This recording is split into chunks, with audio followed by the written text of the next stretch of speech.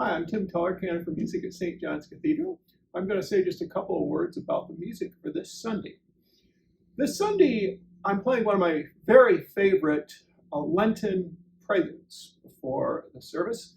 It's usually listed by its German title, O Mensch, bewein dein Sünde groß. It's a choral prelude by J.S. Bach, and the title literally translates to, O man, bewail thy grievous sin.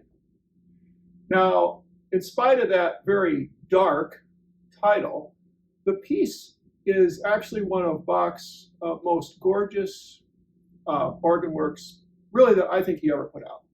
It's a very understated little piece, and but the melody that Bach uses in this is just absolutely breathtaking. It's very, as you might expect for a Lenten piece, has a feeling of great penitence and sadness and grief. And it's just extremely expressive. The piece is actually based on a 4-part hymn or chorale that would have been known to Bach in Bach's audiences in his day, but which hardly anybody today would ever recognize, certainly most Episcopalians. And the original tune, the original hymn that it was based on, goes like this.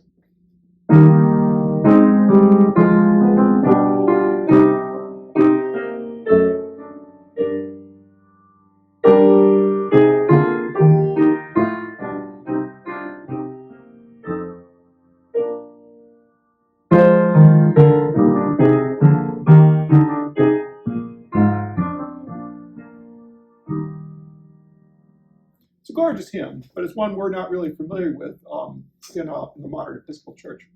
It's actually written in a style called an ornamented chorale, and this was a style that was popular with Bach and his immediate predecessors. And it's where he takes the melody and simply elaborates on it with a lot of flourishes and trills and ornaments of various kinds. And so it's almost impossible to recognize the original melody unless you're very familiar with the piece. Our offertory this Sunday is a special treat.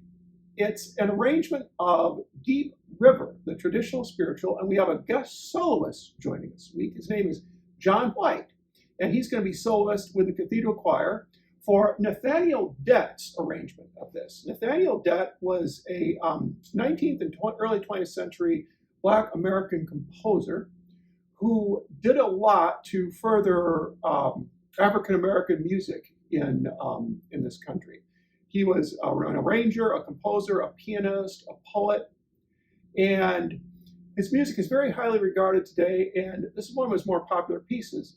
The original Deep River melody is heard very clearly with a 4-part choir, and within the choir you'll hear steadily moving eighth notes all the way through, giving the piece a very smooth feel. This is to depict the River Jordan, the flowing of the River Jordan.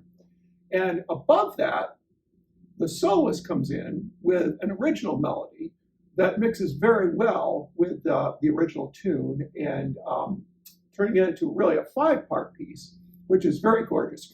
The central section especially has a great section for men that you'll hear. Our postlude this Sunday is the Fantasia in C minor by J.S. Bach. Bach actually wrote a couple Fantasia in C minor, and this one we don't know too much about, but we know it was unfinished because Bach started to write a fugue to accompany it that was left undone. And so the Fantasy is the only part that remains. It was really supposed to be a Fantasy in fugue. But there already is another Fantasy in fugue that is well known, that is often performed. But this one was incomplete.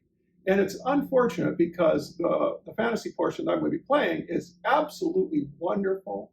It's a gorgeous piece, one of my favorites, but it's not done very often, I think, because the accompanying fugue that was originally supposed to be paired with it was never completed. I hope you enjoy the music this Sunday.